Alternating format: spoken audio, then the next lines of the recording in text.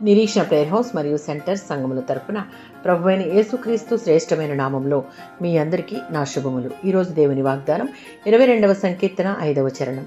వారు నీకు మొరపెట్టి విడుదల పొందిరి. ఈ కీర్తనను సిలువ కీర్తన అని కూడా పిలుస్తారు. క్రీస్తు సిలువపై పడిన వేదనాభరితమైన హింసను సరిగ్గా ఈ కీర్తన వివరిస్తూ ఉంది. ఇది వేదనల నుండి, శ్రమల నుండి ఇంకా విడుదల పొందని భక్తుపరుని యొక్క బాధాపూరితమైన ఆక్రందన. ఈ విధంగా బాధలు పడుతున్న విశ్వాసులందరూ ఈ కీర్తనలో ఉన్నట్లుగా మన బాధలను దేవుని సన్నిధిలో వ్యక్తపరచవచ్చు. కీర్తనాకారుడు సిలువలో యేసుక్రీస్తు హింసను 3 రోజుల తరువాత తేటతెల్లమైన ఆయన నిర్దోషత్వాన్ని వెల్లడిపరిచాడు. సిలువ మీద ఉన్నప్పుడు యేసు తన పరలోకపు తండ్రి తనపై ఉంచిన శ్రద్ధను, కాపాడే తన సన్నిధిని వెనుకకు తీసుకున్నప్పుడు భయంకరమైన ఈ ఆక్రందన చేశాడు.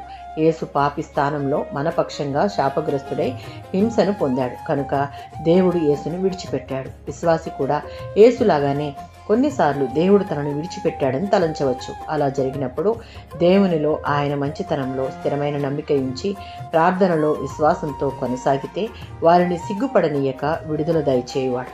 71వ సంకీర్తన 1-3 చరణాలలో దేవునిపై నమ్మకం ఉంచుకున్న వారి పక్షంగా దేవుని బల ప్రభావాలు, నీతి న్యాయాలు పనిచేస్తూ ఉంటాయి. దేవుడు తన పిల్లలకు తాను చేసిన వాగ్దానాలను దయచేయువాడు. ఆయన ఎంతైనా నమ్మదగినవాడు.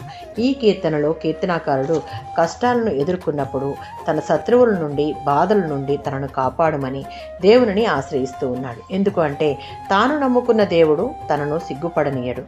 తనకు కలిగిన వాటన్నిటి నుండి ఆయనే తప్పించి విడిపించేవాడు అని అతనికి తెలుసు. విశ్వాసులంగా మనం కూడా కీర్తనాకారుని వలె దేవుడి మీద ఆధారపడినట్లు ఆయన యందు పూర్తి నమ్మిక ఉంచి మొరపెట్టే వారంగా ఉంటే దేవుడిచ్చే విడుదల పొందుకోగలం. ఆమేన్.